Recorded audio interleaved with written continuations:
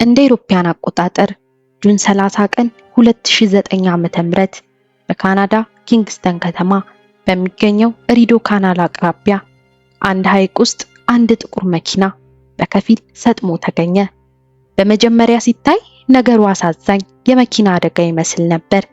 ነገር ግን ፖሊሶች መኪናውን ከውሃ ውስጥ ጎትተው ሲያወጡት ያዩት ነገር መላውን ዓለም የሚያስደነግጥና የሰው ልጅ ጭካኔ የሚፈትን ሆነ። በመኪናው ውስጥ 4 ሴቶች ነበሩ። 3ቱ እህትማማቾች ሲሆኑ አንዷ ደግሞ እናታቸው እንደሆነች ይታሰባል። ፊታቸው ላይ ምንም አይነት የመታገል ምልክት አይታይም። ልክ በሰላም የተኙ ይመስላሉ። ነገር ግን ይህ ሰላማዊ የሚመስል ትዕይንት በስተጀርባ ለዓመታት የታፈነ የቤተሰብ ምስጢር፣ የጭካኔ ቁንጮና በክብር ስም የተፈጸመ ዘግናኝ ወንጀል ተቀብሮ ነበር። ውድ ቤተሰቦቼ እንደምቆያችሁኝ ሰላማችሁ በያላችሁበት ብዝት ይበልላችሁ እያልኩኝ ዛሬ በአንድ አሳዛኝ ታሪክ መጥቻለሁ። ይህን ታሪክ እስከ መጨረሻው እንድታዩት ከወዲሁ እየጠየቅኩኝ ቪዲዮንም ላይክ በማለት ጀምሩ። አዲስም የሆናችሁ ሰብስክራይብ በማድረግ ይህን ቤተሰብ ተቀላቀሉ። እስከ ቪዲዮ ማብቂያ አብራችሁን ቆዩ። የሻፊያ ቤተሰቦች ከዱባይ ወደ ካናዳ ሲመጡ እንደ ማንኛውም ስደተኛ ቤተሰብ የተሻለ ህይወት ፍለጋ የመጡ ይመስሉ ነበር። አባትየው መሐመድ ሻፊያ ሀብታም ነጋዴ ሲሆን ከሁለት ሚስቶቹና ከልጆቹ ጋር ሞንትሪያል ውስጥ መኖር ጀመሩ። ነገር ግን በቤቱ ግድግዳዎች ውስጥ የሚተነፍሰው አየር የተለየ ነበር። መሐመድ ሻፊያ ለልጆቹ በተለይም ለሴት ልጆቹ ዘይነብ፣ ሳራና ጊቲ ያቆመው ህግ እጅግ ጥብቅና አስፈሪ ነበር። የ19 ዓመቷ ታላቅ እህት የሆነችው ዘይነብ ፍቅረኛ መያዟና የራሷን ነፃነት መፈለጓ በአባቷ ዘንድ እንደ ትልቅ ውርደት ተቆጥሯል። የ17 ዓመቷ ውብ ልጅ የሆነችው ሳሃር ደግሞ ዘመናዊ ልብሶችን መልበስና ከጓደኞቿ ጋር መዝናናት ትወድ ነበር። ይህ ደግሞ በቤት ውስጥ ለሚፈጠረው የክብር ጦርነት ሌላው ነበር። የመጨረሻዋና የ13 ዓመት ታዳጊዋ ጊቲ እህቶቿ የሚደርስባቸውን ግፍ እያየች በትምህርት ቤት ውጤቷ መውደቅና ማመጽ የጀመረችው እሷ ነበረች። እነዚህ 3 ሴቶችና የመጀመሪያዋ ሚስት ሮና አሚር በቤት ውስጥ እንደ እስረኛ ይኖሩ ነበር። ሮና መካም በመሆኗ በሁለተኛዋ ሚስትና በመሐመድ ሻፊያ ትናቅና ትሰቃይ ነበር። ይህ አሰልቺ የህይወት ጉዞ ለብዙ ጊዜ ቀጠለ። ጁን ወር መጨረሻ ላይ ቤተሰቡ ለሽርሽር ወደ ናይጋር ፎልስ አመሩ። በቪዲዮ ላይ እንደምትመለከቱት ሁሉም ደስተኛ ይመስላሉ። ነገር ግን ካሜራው የማይመዘግበው ነገር ቢኖር መሐመድ ሻፊያና የበኩር ልጁ ሐሚድ በድብቅ ያወጡትን የሞት እቅድ ነበር። ከሽርሽሩ ሲመለሱ ጁን 30 ሌሊት ላይ መንገዱ ጭር ባለበት ወቅት ዘይነብ፣ ሳሃር፣ ጊቲና ሮና የነበሩበት መኪና ወደ ካናል ውስጥ አቅጣጫ እንዲያመራ ተደረገ። ያን ሌሊት በዚያ ጭልጥ ባለ ጨለማ ውስጥ በገዛ አባታቸውና ወንድማቸው የታቀደላቸውን አስፈሪ ጣፈንታ አያውቁም ነበር። በዚያን ቀን ሌሊት በኪንግስተን ካናል ዳርቻ ያለው ጨለማ ቤተሰቡን ለሁለት ከፍሎት ነበር። በአንድ በኩል ገዳዮቹ አባት መሐመድ ሻፊያ፣ የበኩር ልጁ ሐሚድና ሁለተኛዋ ሚስት ቱባ ሲሆኑ በሌላ በኩል ደግሞ ምንም የማያውቁት 4ቱ ሰለባዎች ነበሩ። ፖሊስ በኋላ ላይ በምርመራው እንዳረጋገጠው ግድያው በአጋጣሚ የተከሰተ የመኪና አደጋ አልነበረም።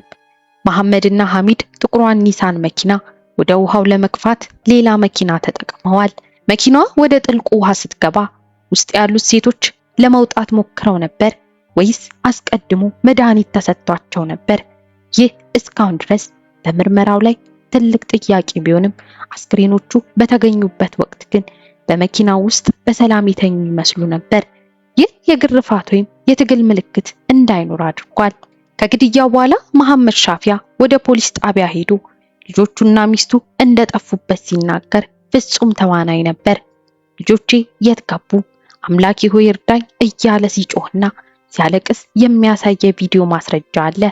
እውነቱን ለመናገር በዚያው ቅጽበት ግን ከልጁ ከሐሚድ ጋር በስልክ ሲነጋገሩ የተቀዳው ድምጽ ሌላ ታሪክ ይናገራል። መሐመድ ሻፊያ ስለ ልጆቹ ሲናገር በክብራችን ላይ ስለተሳለቁ የአሳማ ልጆች ናቸው ወደ ገሃነም ይሂዱ በማለት በቁጣና በኩራት ሲናገር ተሰምቷል። ለሱ ግድያ ወንጀል ሳይሆን የቤተሰቡን ስም ከቆሻሻ የማጽዳት ተግባር ነበር። ፖሊሶች መጀመሪያ ላይ ነገሩን እንደ አደጋ ቢመለከቱትም አንዳንድ የማይገጥሙ ነጥቦች ግራ አጋቧቸው። ይህም አንዱ የመኪናው ስብርባሪዎች ነው። በቦታው ላይ የሌላ መኪና የፊት መብራት ስብርባሪዎች ተገኝተዋል። ይህም ሌላ መኪና ከኋላው ገፍቶት እንደነበር ፍንጭ ሰጠ። ሌላኛው የሐሚድ ስልክ ነው። የሐሚድ ስልክ ከግድያው ሰዓት በፊት በቦታው አካባቢ የሲግናል ግንኙነት ማድረጉ ተረጋገጠ። የመጀመሪያው ሚስት ሮና አሚር ከመገደሏ ጥቂት ቀደም ብሎ በየቀኑ በማስታወሻ ደብተሯ ላይ የምትጽፈው ነገር ነበር። መሐመድ ሊገድለኝ እየዛተብኝ ነው፣ ህይወቴ አደጋ ላይ ናት የሚሉ ቃላት ተገኝተዋል። ሮና በቤት ውስጥ የሚደርስባትን ግፍ ለዘመዶቿ በስልክ ትናገር የነበር ቢሆንም በወቅቱ ማንም ሊታደጋት አልቻለም። ፖሊሶች የሻፊያ ቤተሰብን በቁጥጥር ስር ለማዋል ረቂቅ ዘዴ ተጠቀሙ። በቤታቸውና በመኪናቸው ውስጥ በድብቅ የመስሚያ መሳሪያዎችን አጠመዱ። መሐመድ ሻፊያ ፖሊስ አሁንም የነገሩን እንደ አደጋ እየተመለከተው እንደሆነ አምኖ ስለነበር በነፃነት ማውራት ጀመረ። መሐመድ በድብቅ የተቀረጸው ድምፁ ላይ እንዲህ ሲል ተሰማ። 100 ጊዜ ቢነሱ 100 ጊዜ ገላቸዋለሁ፣ የሰይጣን ልጆች በክብሬ ላይ ቆሻሻ ደፍተዋል ይላል። ይህ ንግግር የክስ ፋይሉን ብረት የለበሰ አደረገው። ፖሊስ በቂ ማስረጃ እንደሰበሰበ አምኖ አባት መሐመድን፣ እናት ቱባንና የበኩር ልጃቸውን ሐሚድን በቁጥጥር ስር አዋለ። እንደ አውሮፓውያን አቆጣጠር በ2011 ዓ.ም በጀመረው የፍርድ ሂደት መላው ካናዳ በድንጋጤ ተዋጠ። በችሎቱ ላይ የቀረቡት ፎቶግራፎችና የማስረጃ ቪዲዮዎች እጅግ ዘግናኝ ነበሩ። መሐመድ ሻፊያ በፍርድ ቤት ወንበር ላይ ተቀምጦ ሳለ ምንም አይነት የጸጸት ስሜት አላሳየም።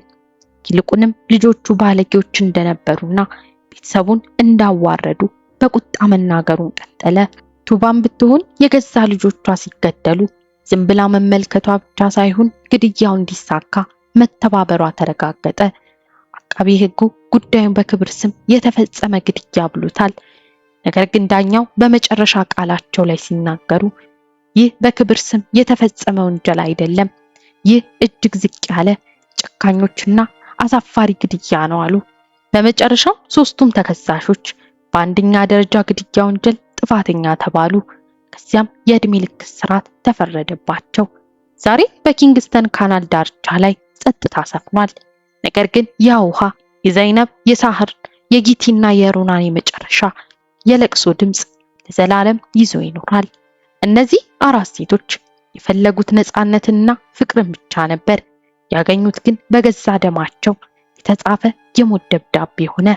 ይህ ታሪክ ስለ ወንጀል ብቻ አይደለም፣ ስለ ጥላቻ፣ ስለ ጭካኔና በአጉል ባህል ስም ስለሚጠፋ የሰው ልጅ ህይወት ትልቅ ትምህርት የሚሰጥ አሳዛኝ ክስተት ነው። ውድ ቤተሰቦቼ ለዛሬ ያዘጋጀሁት ቪዲዮ ይህን ይመስል ነበር። እስኪ እናንተስ በዚህ ታሪክ ላይ ምን ተሰማችሁ?